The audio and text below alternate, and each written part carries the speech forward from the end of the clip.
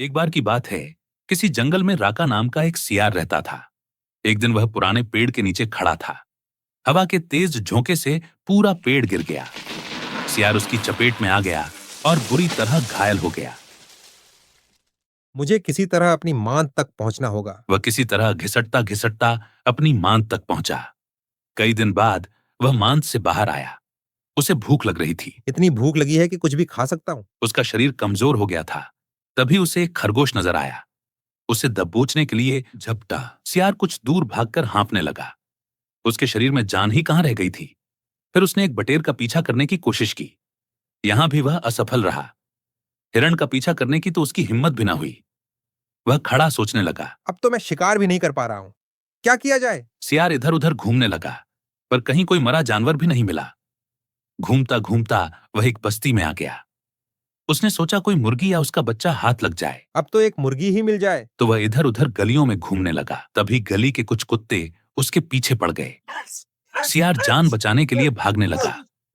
गलियों में घुसकर उनको छकाने की कोशिश करने लगा। एक तो कुछ खाने को मिला नहीं और अब ये मेरे पीछे पड़ गए। पर कुत्ते तो कस्बे की गली गली से परिचित थे। सियार के पीछे पड़े कुत्तों की टोली बढ़ती जा रही थी और सियार के कमजोर शरीर का बल समाप्त होता जा रहा था। कुछ तो करना पड़ेगा, नहीं तो ये मुझे मार ही देंगे। सियार भागता हुआ रंगरेजों की बस्ती में आ पहुंचा था। वहां उसे एक घर के सामने कई ड्रम नजर आए। वह जान बचाने के लिए उनमें से एक ड्रम में कूद पड़ा। ड्रम में रंगरेज ने कपड़े रंगने के लिए रंग घोल रखा था। कुत्तों का टोला कुछ देर उस पर भौंकता रहा और फिर थक हार कर वहां से चला गया। सियार डर के मारे रंग में डूबा रहा और जब उसे पूरा यकीन हो गया कि अब कोई खतरा नहीं है, तो वह बाहर निकला। वह रंग में भीग चुका था। उसने देखा कि उसके शरीर का सारा रंग नीला हो गया है। अरे ये क्या? मेरा पूरा शरीर नीला हो गया। रंगा सियार चुपचाप वहां से निकलकर जंगल की ओर भाग गया। लेकिन जंगल पहुंचकर उसने देखा कि उसके नीले रंग को जो भी जंगली जीव देखता, वह भयभीत हो जाता। ये इतना नीला कैसे है? मेरी सारी चमक भी इसके आगे फीकी लग रही है। अरे बाप रे, नीला राक्षस, जल्दी छुपो, कहीं ये हम पर हमला ना कर दे।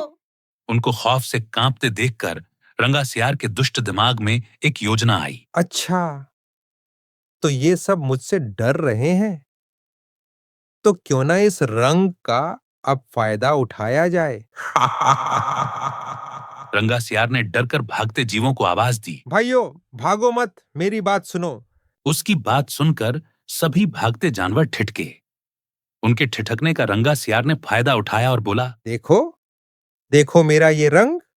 ऐसा रंग किसी जानवर का धरती पर है क्या? इसका मतलब समझो। भगवान ने मुझे यह खास रंग देकर तुम्हारे पास भेजा है। तुम सब जानवरों को बुला लाओ तो मैं भगवान का संदेश सुनाऊं। उसकी बातों का सब पर गहरा प्रभाव पड़ा। वे जाकर जंगल के दूसरे सभी जानवरों को बुलाकर ले आए। जब सब आ गए तो रंगा सियार एक ऊंचे पत्थर पर चढ़कर बोला, वन्य प्राणियों, ईश्वर ने मुझे खुद अपने हाथों से इस अलौकिक रंग का प्राणी बनाकर कहा कि संसार में जानवरों का कोई शासक नहीं है। तुम्हें जाकर जानवरों का कल्याण करना है। तुम्हारा नाम सम्राट नीलक होगा। तीनों लोकों के वन्य जीव तुम्हारी प्रजा होंगे। अब तुम लोग अनाथ नहीं रहे। मेरी छत्र छाया में निर्भय होकर रहो। सभी जानवर वैसे ही सियार के अजीब रंग से चकराए हुए थे। उसकी बातों ने तो जादू का काम किया। शेर और बाघ में भी उसकी बात काटने की हिम्मत न हुई। देखते ही देखते सारे जानवर उसके चरणों में लौटने लगे और एक स्वर में बोले, हे ईश्वर के दूत, प्राणियों में श्रेष्ठ नीलक, हम आपको अपना सम्राट स्वीकार करते हैं। भगवान की इच्छा का पालन करके हमें बड़ी प्रसन्नता होगी। एक बूढ़े हाथी ने कहा, हे सम्राट, अब हमें बताइए कि हमारा क्या कर्तव्य है। रंगा सियार सम्राट की तरह पंजा उठाकर बोला, तुम्हें अपने सम्राट की खूब सेवा और आदर करना चाहिए। उसे कोई तकलीफ नहीं होनी चाहिए और उसके खाने पीने का शाही प्रबंध होना चाहिए। शेर ने सिर झुकाकर कहा, ऐसा ही होगा महाराज। आपकी सेवा करके हमारा जीवन धन्य हो जाएगा। बस सम्राट नीलक बने सियार के शाही ठाठ हो गए। इन जानवरों को बेवकूफ बनाना तो बड़ा आसान था। अब मैं इन पर राज करूंगा। वह राजसी शान से रहने लगा। जानवर उसकी सेवा में लगे रहते। भालू पंखा झलता।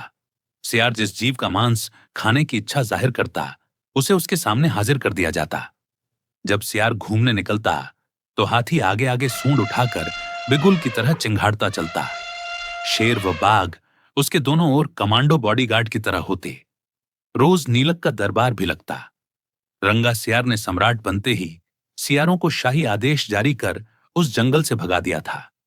उसे अपनी जाति के सियारों द्वारा पहचान लिए जाने का खतरा था। एक दिन सम्राट नीलक खूब खा पी कर अपने शाही मांद में आराम कर रहा था कि बाहर उजाला देखकर उठा। बाहर आया, चांदनी रात खिली थी। पास के जंगल में सियारों की टोलियां आउह आउह की बोली बोल रही थीं।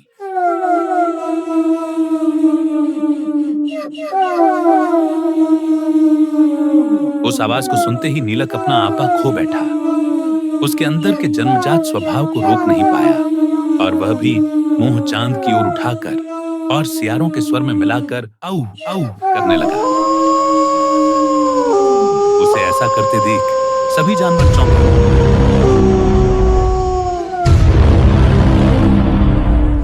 अरे ये तो सियारों की बोली है। मतलब हम सबको उल्लू बनाया गया। शेर और बाघ उसकी ओर लपके। अब बताओ, तेरी हिम्मत कैसे हुई पूरे जंगल को मूर्ख बनाने की? मुझे माफ कर दो महाराज, मैं भूखा था। देखते ही देखते उसको वहां से मार मार कर भगा दिया। ठीक, किसी का भी ढोंग ज्यादा दिन तक नहीं चल सकता। एक ना एक दिन भंडा फोड़ होना ही है। इसीलिए बेहतर यही है कि अपने वास्तविक स्वरूप में ही रहें और इसे और भी बेहतर बनाने की कोशिश करें।